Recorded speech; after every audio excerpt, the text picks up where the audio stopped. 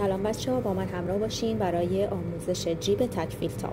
کلا این جیب مناسب هستش برای پالتو، مانتو، برای شلوار مردانه، زنانه قابل استفاده است. برای این جیب شما میتونید یه تیکه پارچه تمرینی، چون اینو 2-3 بار باید تمرین کنید، بعد برید روی پارچه اصلی کار کنید. یه تیکه پارچه برمی‌دارین، فرض کنید اینجا قسمت کمر شلوار هستش. من برای شلوار دارم آموزشش میدم. این قسمت پشت شلواره، اینجا هم کمر شلوار. بچه در قسمت پشت شلوار شما یک پنس دارین. من الان میرم پنسش رو انجام میدم. نگاه کنید توی الگوی پشت شلوار شما یه پنس دارین، تقریبا توی قسمت وسط میفته. پنس رو میدوزید. بلندی پنستون معمولا توی الگو 9 سانتی متره. من این پنس رو میدوزم و میام برای ادامه کار، چون پنس تقریبا میفته وسط جیب تقریبا. خب بچه من پنس رو دوختم، ببینید پنس رو اتو میکنید و بعد برمیگردید به قسمت رو. توی این قسمت وسط پنس رو در نظر میگیرین، قسمت وسطش.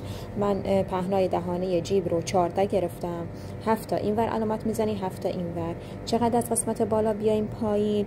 چون 1 سانت جای دوخت گذاشتیم برای کمر شلوار، با احتساب اون 1 سانت شما باید از این بالا 8 تا بیایید پایین. 1 سانتش بعدا میره توی دوخت، پس 8 سانت اومدم پایین و 1 خط کشیدم.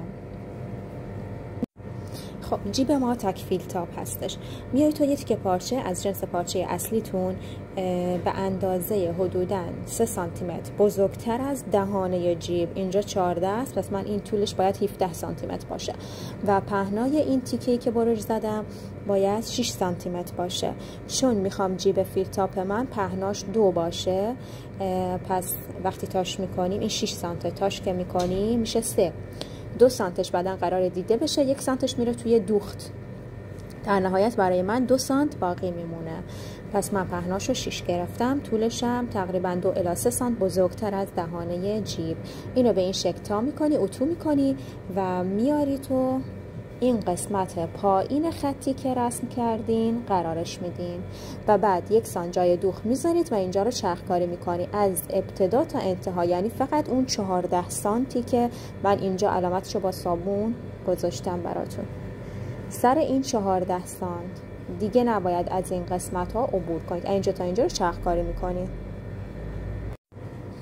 خب بچه 8 تا که اومدی پایین این خط رو کشیدی، در واقع نسبت به این خط اگه بخوام فیل تاپ رو من رسم بکنم اینجا، یعنی کل فضا رسم کنم، 2 سانت میام پایین و به این شکل علامت میزنم. یک مستطیل اینجا رسم میشه. پس نسبت به این خط 2 تا اومدم پایین. وسط خط رو هم پیدا میکنین چون جای برشتونه. بچه شما خط وسط رو باید ببرید تا 1 الی 1.5 سانت مونده به انتهای درزتون. مگه 14 نبود؟ خط وسط باید 1 الی 1.5 سانت کوچکتر، اینجا هم 1 الی 1.5 سانت کوچکتر باشه و بعد به شکل اوری به سمت گوشه ها اینجوری برش میخوره.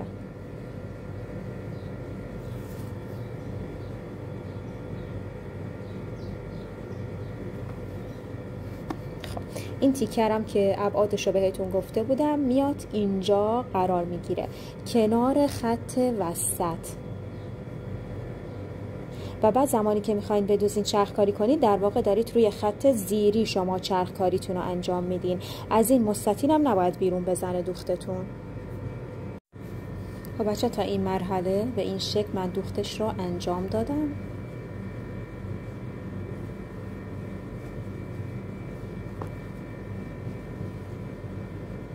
یعنی رو خط زیری دوختم. حالا این خط رو باید باز کنیم و به شکل اوری به این شکل برش بزنیم. برای کیسه جیبم ببینید بچه ها این قسمت پشت پارچه است. خب یک تکه پارچه به طول حدوداً 45 سانتی متر در نظر میگیرین. عرضش هم باید حدوداً تقریبا 3 سانتی متر بزرگتر از دهانه جیبتون باشه. اگه اضافه تر هم گرفتین بعدا میتونید برشش بزنید. خب از قسمت بالای پارچه‌تون حدوداً 7 سانتی متر میایید پایین و یک تیکه پارچه از جنس پارچه اصلیتون روش میدوزین. این تیکه‌ای که میخواین روش بدوزین باید پهناش حدوداً 10 سانتی متر باشه. طولش هم نسبت به عرض دهانه جیبتون بازم 2 الی 3 سانت بزرگتر باشه. به این شکل روی پارچه قرارش میدید، دور تا دورش رو میدوزید. ببینید بچه‌ها، کیسه جیب من یک تیکه در نظر گرفتم. شما میتونید 2 تیکش کنید. در واقع کیسه جیب به این شکل میشه در نهایت حدوداً 15 الی 16 سانتی متر طول تیکه کیسه جیبتون هست. نسبت به دهانه جیب 15 16 سانتی متر بزرگتره. به این شکل تا میشه. اینجا دلای بسته میشه. میتونید 2 تا جدا در بیاری به این شکل، یعنی برش بخوره 2 تا دونه باشن.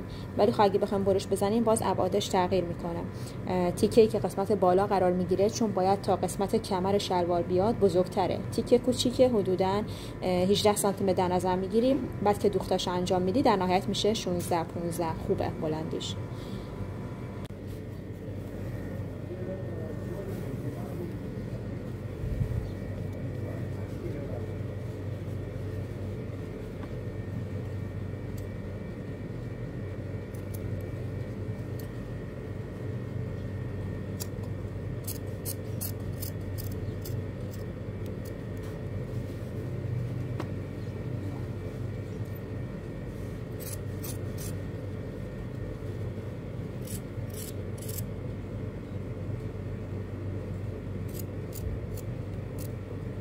بچه باید تا لبه دوختتون رو اینجا چرت بزنید به صورت اوریب.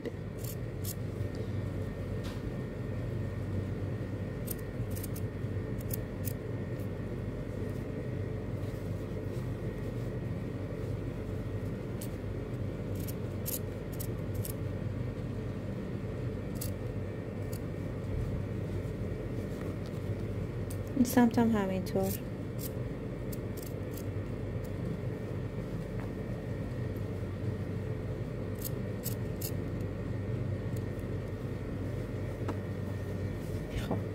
به این شکل اینجا باز شده. حالا اینو به سمت داخل هدایت میکنید.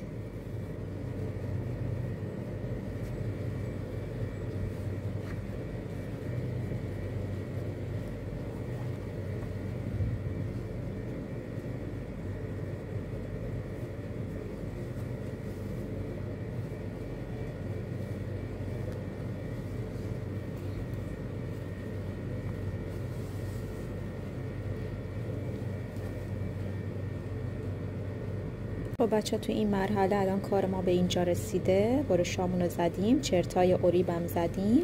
اینم تیکه در واقع توبره یا همون کیسه داخل جیب هستش که ما یه تیکه از پارچه رویی هم بهش دوختیم، یعنی پارچه اصلیمون. اینا رو به این شکل اینجوری در کنار هم دیگه قرار میدیم طوری که قسمت کمر کنار هم دیگه قرار بگیرن و بعد به این شکل اینجا رو تا میکنیم. این تیکه بالا که اینجوری چرت اوریب خورده روی پارچه زیری قرار میگیره. از سر این چرت تا سر این چرت اینجا رو باید چرخکاری کنید. خب بچه به این شکل در اومد. حالا اینجا رو چرخکاری میکنم، برمیگردم بقیه فیلم رو بهتون نشون میدم. دوختش به این شکل از سر این چرت تا سر این چرت انجام شد.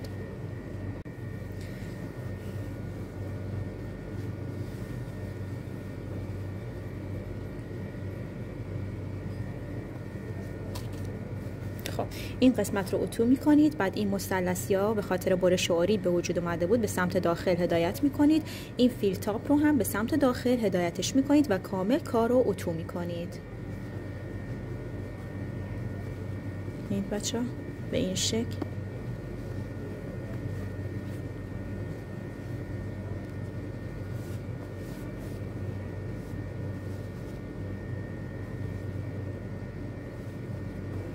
تا این مرحله کار به این شکله. اینا به سمت داخل هدایت شدن. حالا از داخل بعد از که اتو کردین این مثلثی رو میبینید که این مثلث که به سمت بیرون اومده به این شکل توی این قسمت از رأس مثلث تا رأس این مثلث دوختش رو انجام میدین. بچه‌ها برای بندینکی که میخوایم حالا دکمه ازش رد بشه، یه تیکه پارچه به این شکل برمی‌داریم، پهنای این پارچه حدود 3 سانتی متر باشه و پارچه رو به این شکل تا می‌کنید، یه تا از این ور، یه تا از این ور و بعد به این شکل مجدد از وسط تاش می‌کنید. خب بچه این بندینک رو به این شکل من آماده کردم. اینجوری تاش میکنی. باید داخل این درز قرارش میدادیم، من فراموش کردم. حالا میام اینجا رو میشکافم و اینو به سمت داخل هدایت میکنم و یه دوخت دیگه مجدد انجام میدم. خب بچه ها نگاه کنید، اینجا رو شکافتم، اینو به سمت داخل هدایت کردم. حالا هر اندازه که مد نظرتون هست، حدوداً 1.5 سانتی متر این باید بیرون باشه به این شکل. و بعد دوباره اینجایی که شکافته بودم و میدوزم که فیکس بشه و بعد دکمه توی این قسمت قرار میگیره. در واقع پایان کار به این شکله و دکمه از داخلش رد میشه.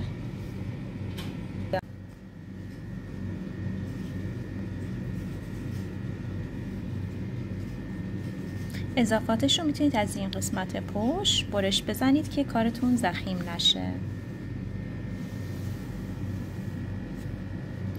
بچه اون تیکه رو ما برای چی گذاشتیم؟ این داخل رو اگه ببینید، ببین همون تیکه هست و ادامهش میشه آسترمون یا همون کیسه جیبمون. زمانی که مثلا حالا چیزی داخل جیب قرار میدین، اینجا نباید آستر دیده بشه، باید پارچه اصلیتون دیده بشه. به خاطر همین ما این تیکه رو اینجا قرار میدیم.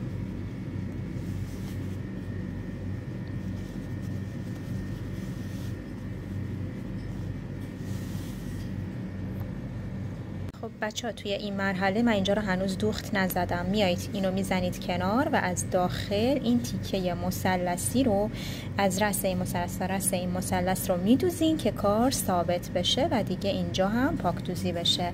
سمت دوم هم به همین شکل از اینجا تا اینجا رو میدوزین توی این مرحله.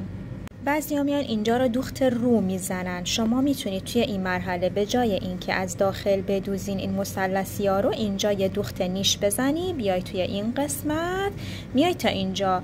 روی این فیلتاپتو نباید بگیری، پس میتونی یه دوخت رو بزنی. میتونی برای تمیزتر بودن کار از داخل مثلثی ها رو بدوزی. خب بچه ها من اینجا رو از رو دوختم، چرخکاری کردم تا اینجا. دیگه از داخل مثلثی ها رو ندوختم، فقط از رو چرخکاری کردم به این شکل. اینم پشت کار، قسمت بالاشه. این دوختی که میبینید مال همون تیکه هست که اول از همه به کیسه دوختمش. خب اینم کیسه بلنده دیگه، من برش گردوندم و اینجا توی این درز توی قسمت پایین سوزن تگرد زدم. اینجا رو باید چرخکاری کنیم، این دوتا رو به هم دیگه وصل کنیم که کیسه در واقع برگرده اینجا قفل بشه و این قسمت پایین کیسمون دولایه بسته میشه. خب بعد میایید اینجا رو در واقع کیسه ها رو به هم میدوزیم. از این قسمت شروع به دوخت میکنید، فقط کیسه ها به هم دیگه دوخته میشن تا اینجا. این سمت هم همینطور.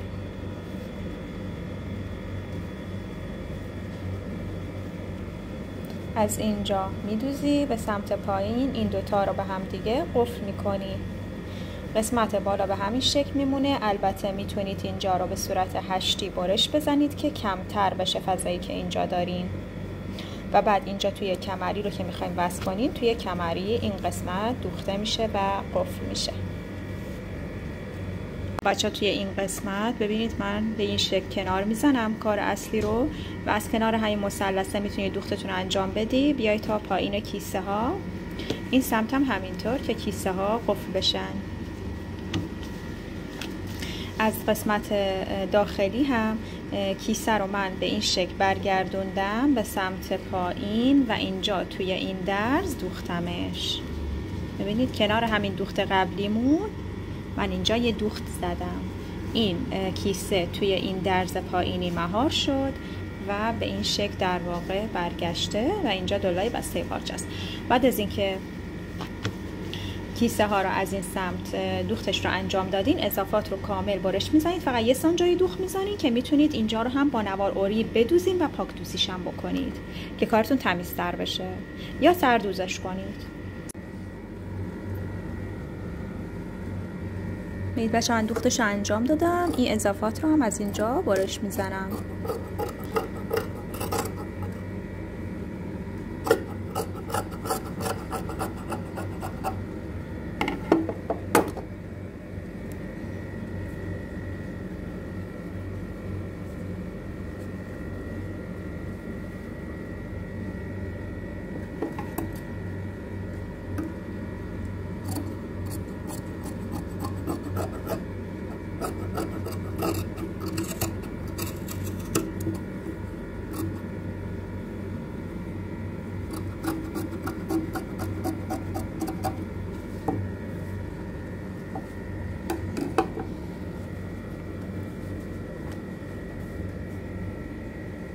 خب همینطور که بهتون گفتم اینجا رو میتونید با نوار اوری بدوزین، البته فقط این سمت و این سمت، اینجا که دلای بسته است، یا سردوزش کنید.